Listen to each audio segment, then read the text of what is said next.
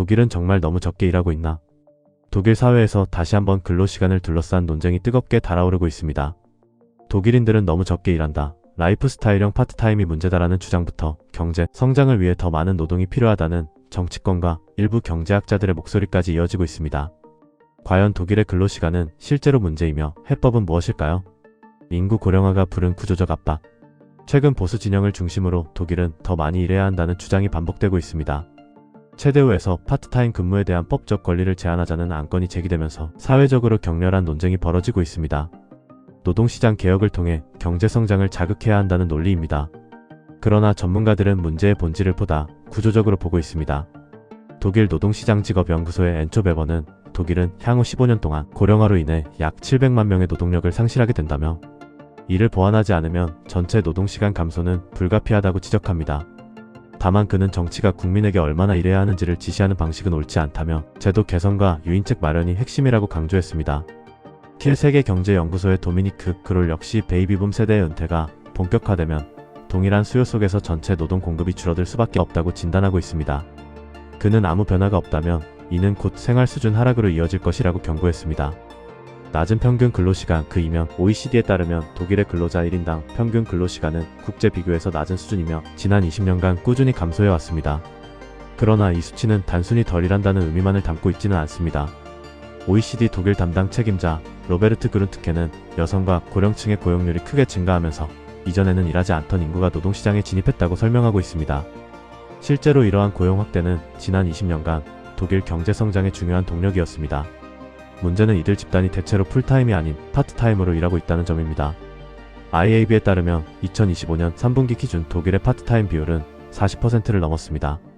학생, 여성, 고령 근로자들의 노동시장 참여가 늘어난 결과이지만 동시에 전체 노동시간 확대에는 한계로 작용하고 있습니다. 더 일하라는 구호의 한계. 정치권과 일부에서는 공휴일 축소, 병가제도 제한, 파트타임 권리 축소, 하루 최대 근로시간 상향 등 다양한 아이디어를 제시하고 있습니다. 그러나 전문가들은 이러한 방안의 지속 가능성에 의문을 제기합니다. 베버는 1일 최대 근로시간 폐지는 유연성을 높일 수 있지만 건강 악화와 업무질 저하로 이어질 위험이 있다고 지적합니다. 그롤 역시 정치적 호소만으로 근로시간이 늘어날 가능성은 거의 없다며 일시적 효과에 그칠 뿐이라고 평가했습니다. 핵심은 세금복지 구조개혁. 전문가들이 공통적으로 강조하는 해법은 유인 구조입니다. 독일의 높은 세금과 사회보험 부담, 그리고 복잡한 복지 제도가 추가 노동을 가로막고 있다는 것입니다. 그롤은 이를 더해도 순소득이 크게 늘지 않는 구조에서는 누구도 자발적으로 근로시간을 늘리지 않는다고 말하고 있습니다. 특히 저소득층에서는 소득이 늘어날수록 사회보조금이 삭감돼 실질적으로 남는 돈이 거의 없는 경우가 많습니다. 베버 역시 하위 소득 구간에서의 급격한 세율 상승을 문제로 지적하며 세율 구조 완화와 복지제도 통합 개혁을 주장합니다. 그는 추가 소득의 최소 30%는 반드시 개인에게 남도록 하는 제도만 도입해도 수십만 개의 일자리가 생길 수 있다고 분석하였습니다. OECD 또한 한계세율이나 미니잡 제도와 부부소득 분리과세, 건강보험, 피부양 제도의 개편을 통해 근로 유인을 강화해야 한다고 권고하고 있습니다. 고령 근로자와 연금 개혁의 중요성.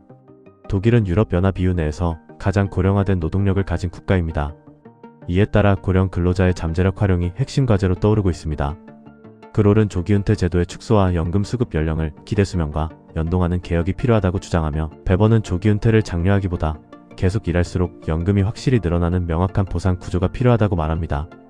OECD 역시 조기은퇴 요인을 줄이고 교육 재훈련과 유연한 근무 조건을 통해 고령 근로자의 노동 지속을 지원해야 한다고 강조하고 있습니다. 게으름이 아닌 합리적 선택.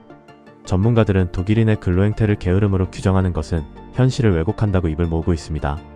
현재 제도 아래에서는 더 일해도 큰 보상이 따르지 않기 때문에 합리적인 선택을 하고 있을 뿐이라는 것입니다. 결국 독일의 근로시간 논쟁은 개인의 태도 문제가 아니라 세금복지연금이 맞물린 제도 전반의 문제라 할 수 있습니다. 강요가 아닌 유인, 규제가 아닌 구조개혁의 해법이라는 점에서 논쟁은 이제 정책 설계의 영역으로 옮겨가고 있습니다.